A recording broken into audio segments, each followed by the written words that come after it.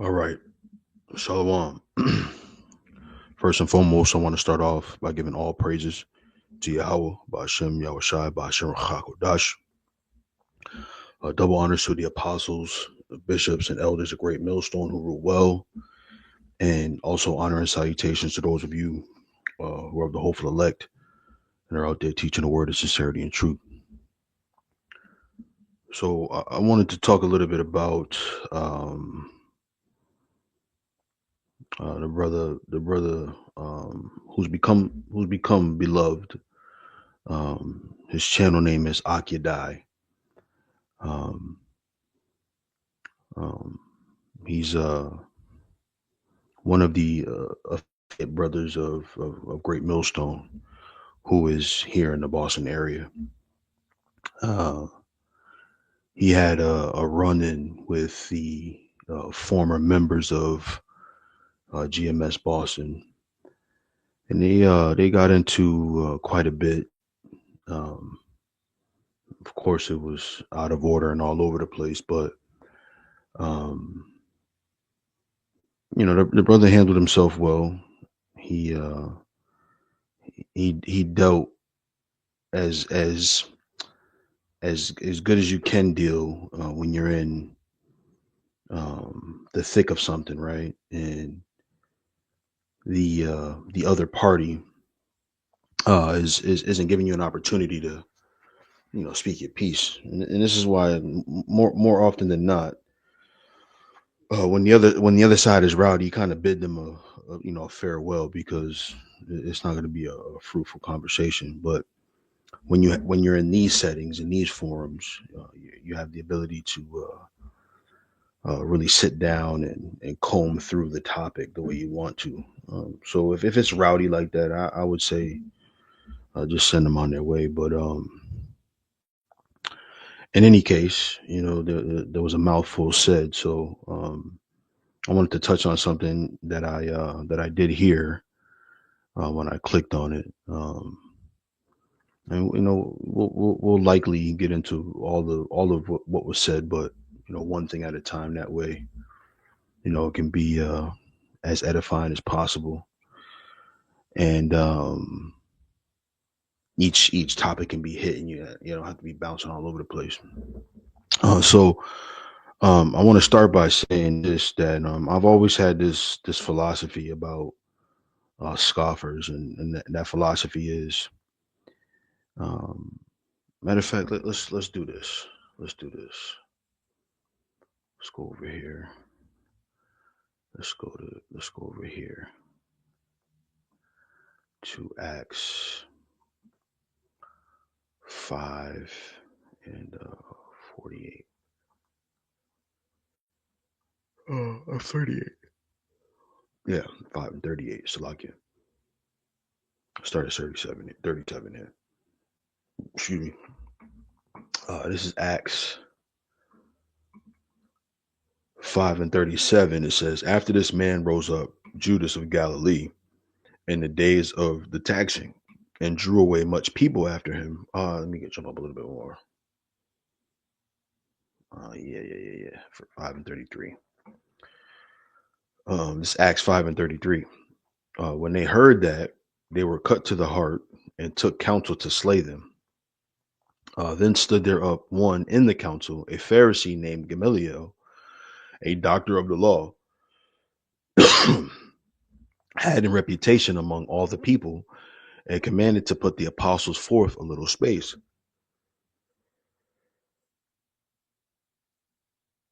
Salakia. And said unto them, ye men of Israel, take heed to yourselves what ye intend to do as touching these men. For before these days rose up Theudas, boasting himself to be somebody, right? To whom a number of men, about 400, joined themselves, who was slain, and all as many as obeyed him were scattered and brought to naught. After this man rose up Judas of Galilee in the days of the taxing, and drew away much people after himself. I'm sorry, drew away much people after him. He also perished, and all, even as many as obeyed him, were dispersed. And now I say unto you, refrain from these men, and let them alone. For if this counsel or this work be of men, it will come to naught.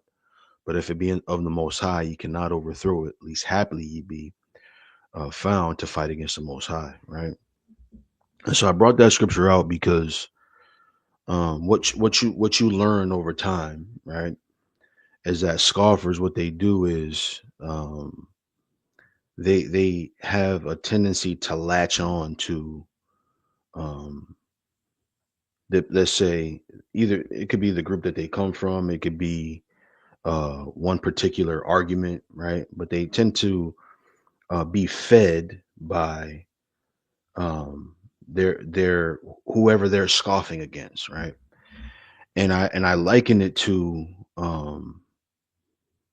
the comparison, a parable of my own, the comparison between the architect and the demolition man, right? With the demolition man, right? Their job can only exist, right, if someone else first builds something, right? Well, just like the scriptures say, take heed on who's what is that? How does that go?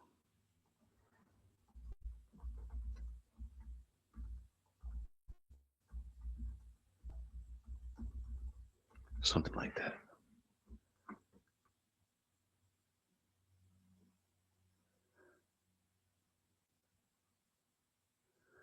Yep. First Corinthians 3. And let's see.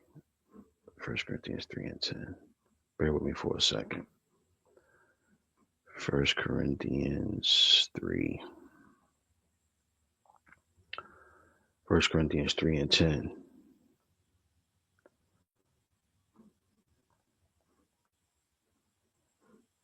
Yep. This is First Corinthians 3 and 9. It says, "For we are laborers together." Let me share this one, Salakia. It says, "For we are laborers together with the Most High. Ye are the Most High's husbandry. Ye are the Most High's building. According to the grace of the Most High, which is given unto me as a wise master builder, right? I have laid the foundation, and another buildeth thereon. But let every man take heed how he buildeth thereupon," right? And so you have this comparison, right? You have the architect or the master builder, and you have the demolition man. Again, the demolition man can only have a job, or only has a job, if somebody else first built something. Then they can have a job where they're knocking the building down, right? When you ever see, like, that matter of fact, downtown in Boston, there's a right where we go into the corner mall for the food court to gather before we go out to camp. There was a building there on Tremont Street, but now it's been demolished, right? So you can only demolish something that has been built first, right?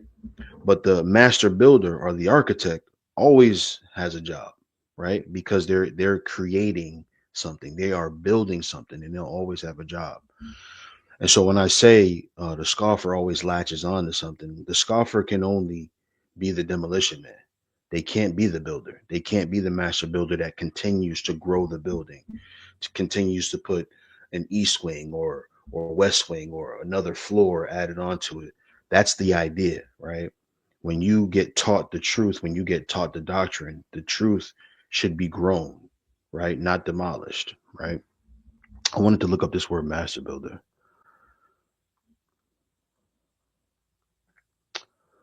Master builder. Oh, wow, wow. Architecton, right? Which is an architect, right? Which I've never looked this word up. So it's all in the spirit. So it says a master builder, an architect, right? The superintendent and the erection of buildings, right? And so if we're fellow laborers in the building, right, we're supposed to add on to the building, not destroy it, right? But this is what scoffers do. Scoffers, they'll try to destroy the building, and they can only exist in the destruction of something, right? They can't build something of their own, right? Um, and that's the case here. right? And so I wanted to touch on something that was said in regards to um, the spirit of the law and the letter of the law, right? Because I think this is important because there's this idea that somehow the law is now not important, or the law is now uh, n- is not, let's say, meant to be kept, right? The Lord Yahweh Shai did not come to destroy the law, right? Matter of fact, let me go to that. I have it pulled up in another place, but I'm holding where I wanna. I think it's what 5. Let's go to. Uh, yeah, this is Matthew 5:17. It says, "Think not that I am come to destroy the law or the prophets. I am not come to destroy. I am not come to destroy, but to fulfill." Right. So the Lord Yahweh Shai is coming, and the Lord Yahweh Shai's death was not an end to the law. Right. It was a fulfillment. He was showing us, right, in his flesh, how that the law can be kept. Matter of fact, let me go here. Um, uh, I think it's. I think that's how it goes. Oh shit. Oh, okay. So pulled up. Yep. This is Hebrews. Let's click on it because I want to go to the NLT after this. This is Hebrews 4:15. It says, let me see something. Okay. It says, "For we have not an high priest which cannot be touched with the feeling of our infirmities, but was in all points tempted like as we are, yet without sin." Right? Um, that's not what I was looking for. Oh, yes, it is. Yes, it is. Um, so again, the Lord Yahweh Shai was here to show us how to be in this flesh and still be righteous, how to be in this flesh and still maintain and keep the law. He was perfect, right? The Lord Yahweh Shai was perfect when he was here on this earth, right? And so that's what he came to do, not to destroy the law, but to show us how to behave within the law, right? Um, was that? Oh yes, I wanted to go in NLT. That's what kind of threw me off. I was thinking about NLT. Hebrews 4:15 in the NLT, it says, "The high priest of ours understands our weaknesses, for he faced all of the same testings we do, yet he did not sin. So let us come boldly to the throne of our gracious power. There we will receive his mercy, and we will find grace to help us when we need it most." Right. So the Lord Yahweh Shai didn't come to destroy the law, right? He came to fulfill it, right? And he says something else in here that I want to touch too. Let's see. Oh, that's still in NLT. Let me just go to the KJV first. It says, "For verily I say unto you, till heaven and earth pass, one jot or one tittle shall in no wise pass from the law till all be fulfilled. Whosoever therefore shall break one of these least commandments and shall teach men so, he shall be called the least in the kingdom of heaven. But whosoever shall do and teach them, the same shall be called great in the kingdom of heaven."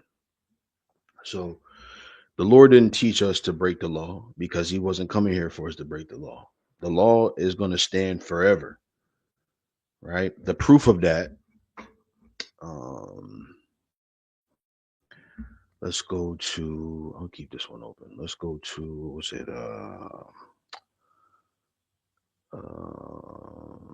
That's it. Hebrews 8, and I think it's like 8 and 9. Yep, 8 and 7. Yep, yep. Let's see.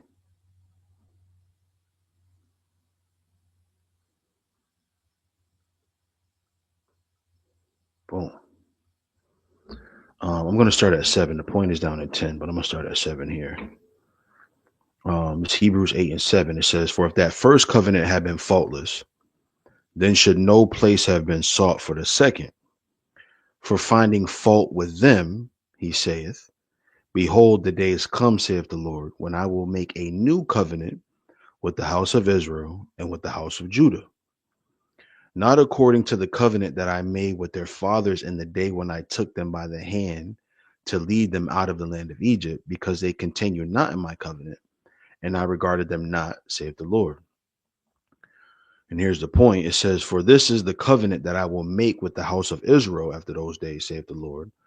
I will put my laws into their mind and write them in their hearts, and I will be to them a power, and they shall be to me a people." And really, when you go up to let me see, verse 6 here, it says this, that let's read it. It says, "But now hath he obtained a more excellent ministry, by how much also he is the mediator of a better covenant, which was established on better promises."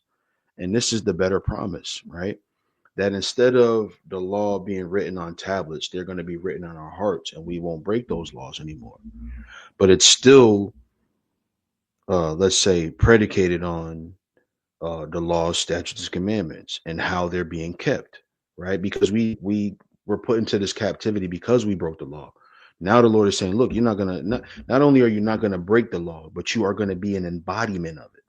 I'm going to write it on your hearts, and you're going to be the monument for all the world to see, right? And show how to follow the laws, statutes, and commandments of the Heavenly Father, right?"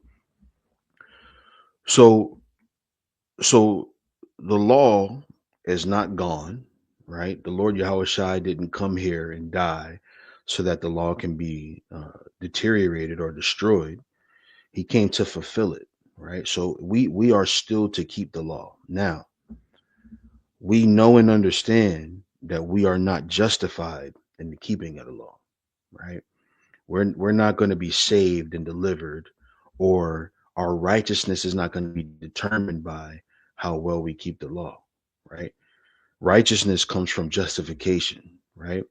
We're being justified by Yahweh Bashem Yahweh Shai by believing on him, right? So we understand that we're not going to be saved or delivered by any keeping of the law. We understand that, right? And that is not anything that we've ever taught.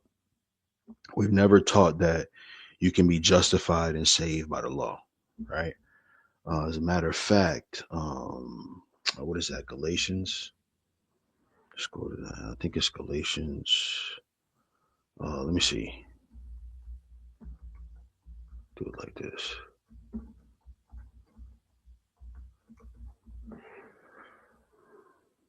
Yeah, I was gonna go to 4:1. Glad I did it like that instead. This is Galatians 3:1. It says, "O foolish Galatians, who hath bewitched you, that ye should not obey the truth, before whose eyes Yahweh Shai HaMashiach hath been evidently set forth, crucified among you?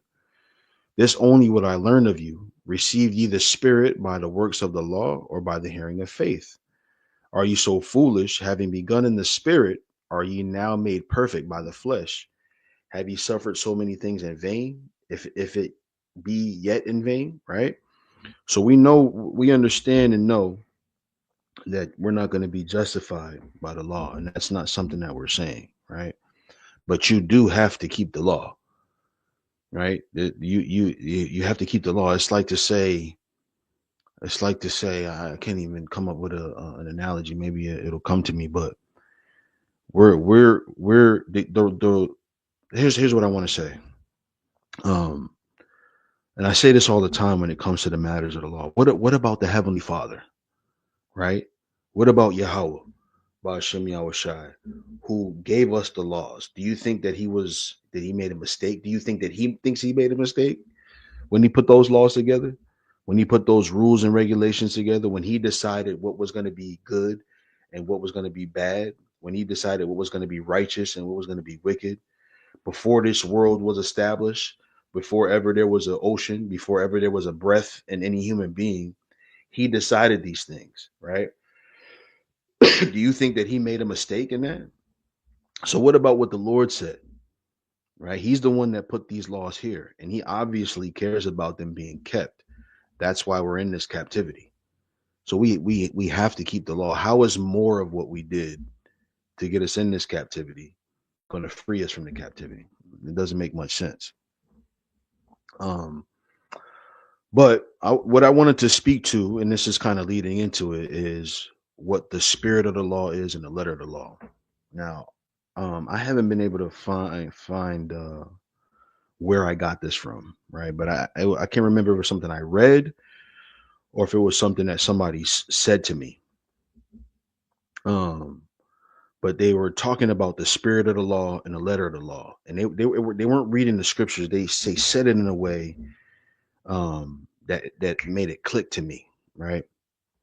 And this is what a lot of people miss, right? You have the letter of the law, right, which is means what? The letter of the law means what is the technical form of this rule, right? You have the expectation that's set.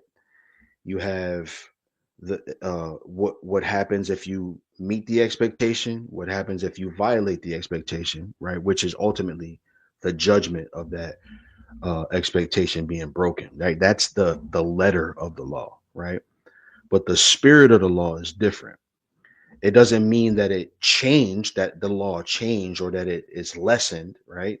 But it means that there was an intent to the law, right? What is the intent of that law, right? And this is why the scriptures say, which I'll get to in a second, but there's an intent to the law, right? Not just you keeping it as a technicality, because that's what our people was doing. They would break the law, right? And technically, if I have a lamb, if I have a bullock, if I have a turtle dove, technically, if I sacrifice that thing, I can be forgiven for the sin that I committed or the breaking of the law that I committed, right?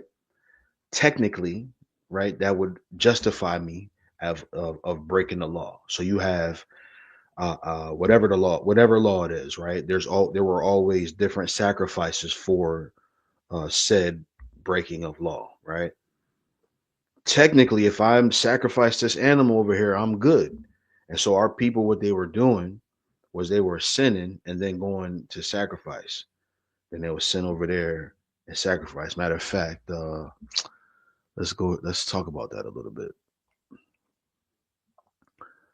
This is Isaiah 1. I'll start at 1. Isaiah 1 and 1. It says, the vision of Isaiah, the son of Amos, which he saw concerning Judah and Jerusalem in the days of Uzziah, Jotham, Ahaz, and Hezekiah, kings of Judah. Hear, O heavens, and give ear, O earth, for the Lord hath spoken. I have nourished and brought up children, and they have rebelled against me. The ox knoweth his owner, and the ass his master's crib, but Israel doth not know, my people doth not consider.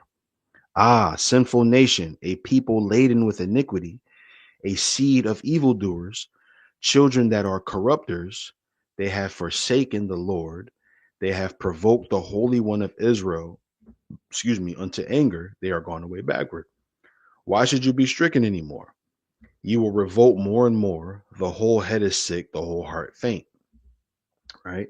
From the sole of the foot even unto the head, there is no soundness in it, but wounds and bruises and putrefying sores.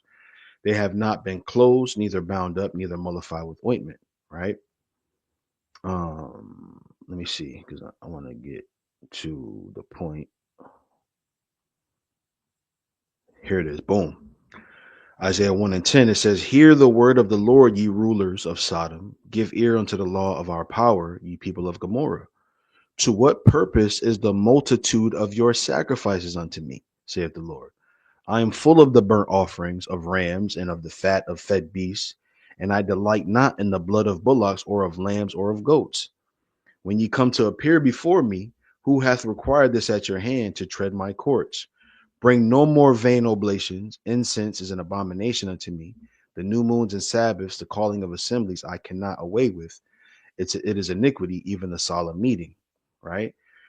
So what is he saying to them? Right. These he says vain oblations. let me see if I can find that here. Vein oblations. Let's look that up. Vein oblations,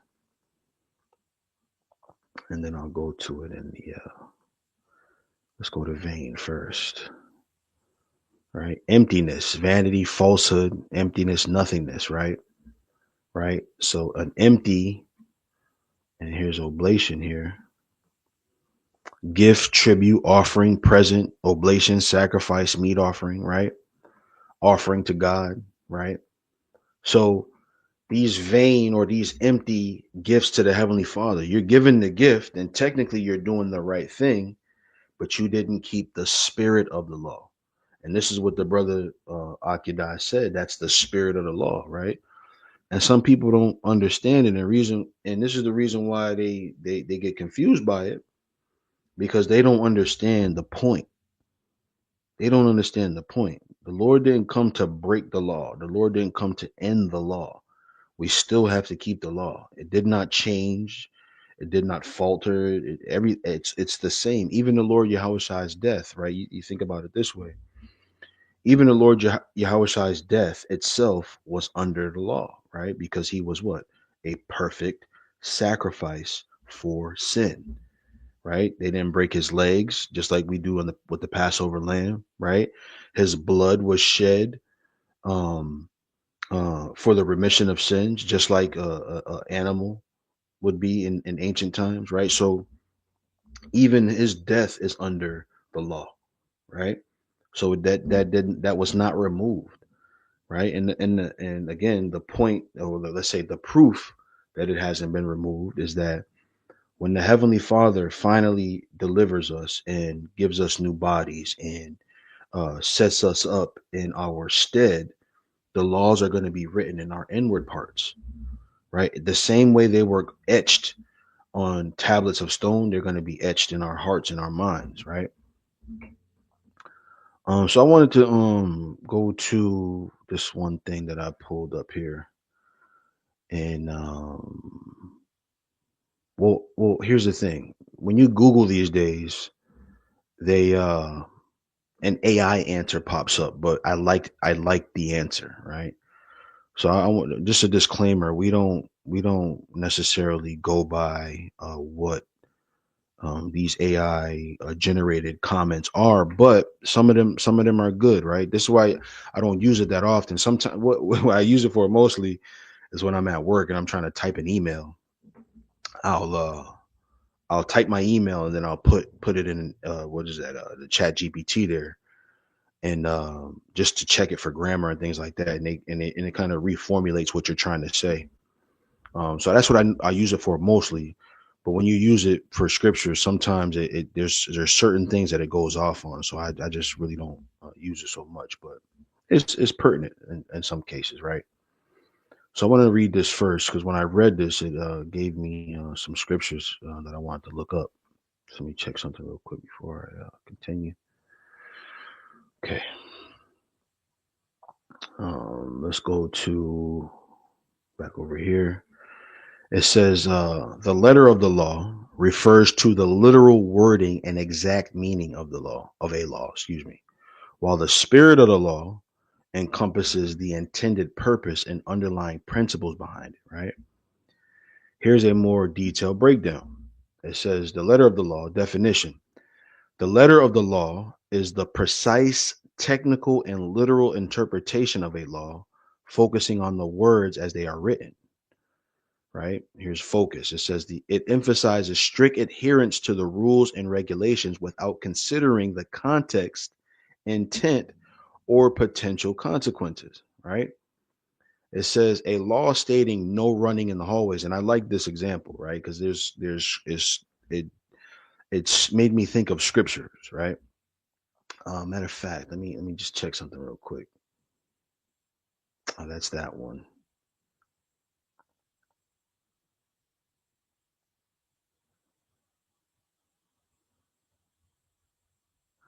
Not that one. Not that one. Damn, did I lose it? Did I lose it? I must have. Let me just try to find this while I'm thinking of it.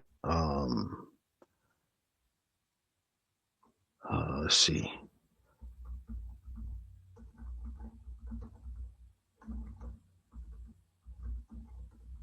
Bear with me for a second. I just want to find this. Oh, yeah, yeah. Where is it? Oh, this is the first one. Okay. I skipped right over it. So like it. So let's go back to this. This is it says a law stating no running in the hallways would be followed literally even if someone was running to reach a child in danger, right? So the literal law, right, would be, let's say if this was a law or a rule punishable by death, and somebody's running to chase a child because a child is in danger, they would be killed because they were running in the hallway, right? When you got to ask yourself, what is the intent of the rule? The intent of the rule is to keep people safe and keep things orderly, right? And it goes into that when you get to the spirit of the law. So it says the spirit of the law refers to the underlying purpose, the intention, and broader principles that lawmakers intended when creating the law. Focus.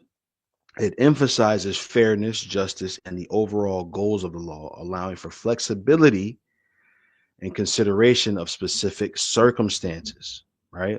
Why is that important? Because when you have things like matter of fact, let's go to it. Let's go to it. Let me find this. I haven't read this in a long time, but we're gonna pull it up right now.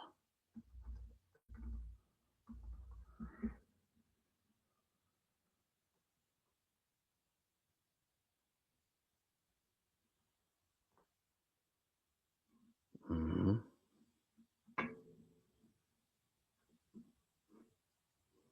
Yep.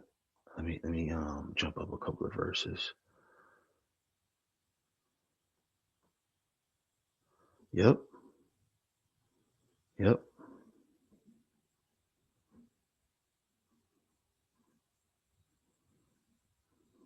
Yep. Yep. So let's go here. Let's go here. I'm gonna just jump right to the point here. Let's see. This is Deuteronomy 19 and 16. It says, if a false witness rise up against any man to testify against him that which is wrong, then both the men between whom the controversy is shall stand before the Lord, before the priests and the judges, which shall be in those days. And the judges shall make diligent inquisition, and behold, if the witness be a false witness and have testified falsely against his brother, then shall ye do unto him as he had thought to have done unto his brother. So shalt thou put the evil away from among you, right? And those which remain shall hear and fear, and shall henceforth commit no more any such evil among you. And thine eye shall not pity, but life shall go for life, eye for eye, tooth for tooth, hand for hand, foot for foot. Now, this is this. So there are laws that say if somebody does something to, let's say, your wife, if your wife was pregnant and I forget how the law goes. It's going to take me too long to find it, so forgive me. But I think it's something along the lines of if your wife is pregnant, she died, and you have seed, and you can return that wrongdoing to your wife onto that whoever committed that onto his family, right? But here in this law, you hear some of what it means, the underlying purpose of the law, right? Which is what? That you treat one another properly. That's the reason for these kinds of laws. So when we get to now the New Testament and it says turn the other cheek, it's because it's getting to the intent of the law. Salakia. 1 second.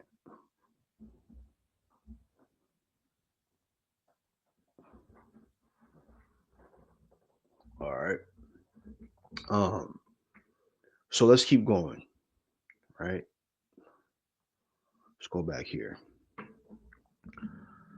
So it says, example in the no running in the hallways example, the spirit of the law might be to prevent accidents and disruptions. Therefore, allowing someone to run to help a child would be considered following the spirit of the law, even if it technically violates the letter, right? And so those things and understanding those things are important, right? Because matter of fact, Let's go here. Um,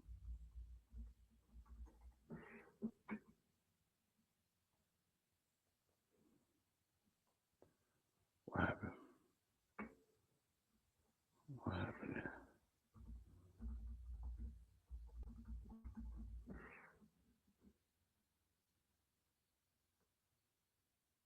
There it goes.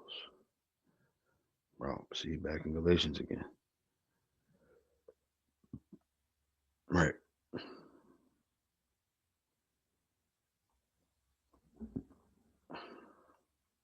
So let's go to right to 24 here. This is Galatians 3:24. It says, "Wherefore the law was our schoolmaster to bring us unto Hamashiach, that we might be justified by faith. But after that faith has come, we are no longer under a schoolmaster," right?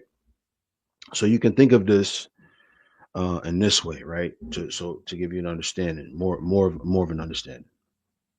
So let's say it this way: when I was a kid and I was learning how to play basketball, right? You might have had cones set up on the court. If you're when my dad was trying to teach me the principles of a crossover dribble, he would put he would put a cone on one side, and so I knew when our foot got there to cross the ball over to the other side, right? And there's these, let's say, for lack of a better term, or to make the point, you got these cones that are set up on the court, right? You might have a drill. You go to one cone, you shoot, or you might have a cone set up to learn how to handle the ball. They you might have there. I remember there was this. They called it a shooting buddy, and it was like a contraption that went on your arm so that you wouldn't overbend your arm, or you couldn't shoot with the here. You had to bring it up to a certain height before you shot the ball, right? All those things are schoolmasters to teach you for when you get into the game, right? When you're in the game, you're not going to have the cone set up on the floor, right? You're not going to have the shooting buddy on your arm, right? But it's to prepare you for the game, right? And that's what that law was, a schoolmaster, the cones. But you don't forget the cones, right? The cones were there to teach you the tenets of the game, right? It had an intent behind it. It had a purpose, which was, okay, when you get to this spot, shoot the ball there, right? When you get to that spot over there, shoot the ball there, or pass the ball, or when somebody's telling you to spread your fingers, you ain't sitting there making sure all your fingers are spread when you're handling the ball, when you're shooting the ball. They're a schoolmaster to get you prepared for the game, right? Because there's an underlying intent to those tools, right? And so that's what people don't understand, right? So let's go to let's see what this was. I'll go to that one in just a second.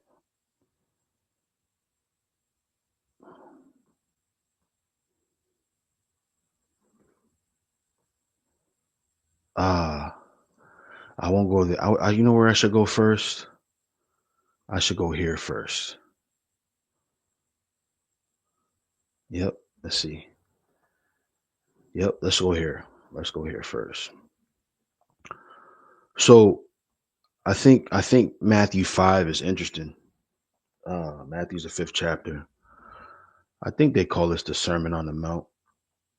Yeah, the Sermon on the Mount, right? And why it's so interesting.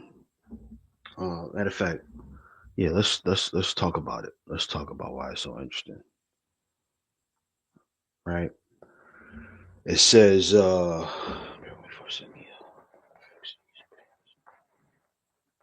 says,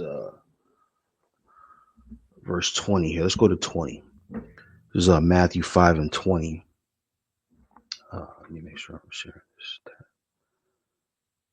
Okay.